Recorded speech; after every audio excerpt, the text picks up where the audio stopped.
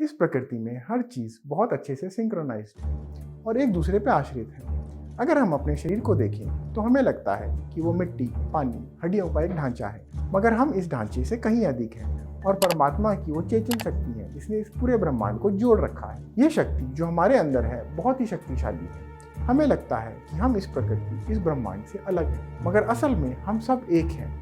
जैसे कि हमारी बॉडी के 70 ट्रिलियन सेल्स एक दूसरे के साथ जुड़कर हमारी इस बॉडी का निर्माण करते हैं, मगर उन सबका एक ही पर्पस है, एक दूसरे को जिंदा रखना। उसी तरह हम भी परमात्मा की बॉडी के सेल्स हैं और हमारा भी एक ही पर्पस है, एक दूसरे को बेहतर करना, एक दूसरे को जिंदा रखना, एक दूसरे को अच्छा एक्सपीरियंस देना।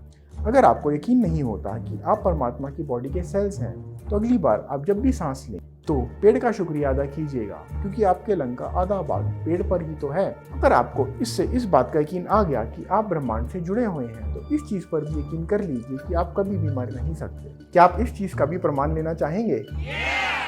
अच्छा, तो याद कीजिए कि आप कभी किसी छत पर चढ़े और आपने नीचे देखा और आपकी दिल की धड़कन बढ़ी।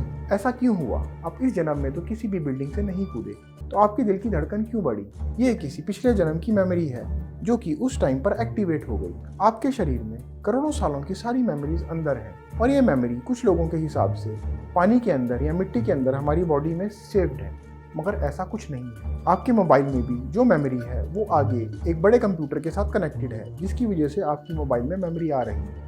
इसी तरह हमारी बॉडी की मेमोरी भी पूरे ब्रह्मांड के एक सुपर कंप्यूटर से कनेक्टेड है और ये मेमोरी कभी भी खत्म नहीं हो सकती। बस शरीर का रूपांतरण होता रहता है। जिस तरह एक मोबाइल खत्म होने के बाद आप दूसरा मोबाइल ले आते हैं और उसमें भी उसी सॉफ्टवेयर को डाउनलोड कर देते हैं, हमारे साथ भी कुछ ऐसा ही हो रहा है। ये मेमोरी बड़े बड़े योगीज के हिसाब से एक कॉन्शियसनेस, जिसको चेतन शक्ति कहते हैं, उसमें स्टोर्ड है, जिसने पूरे ब्रह्मांड को जोड़ रखा है।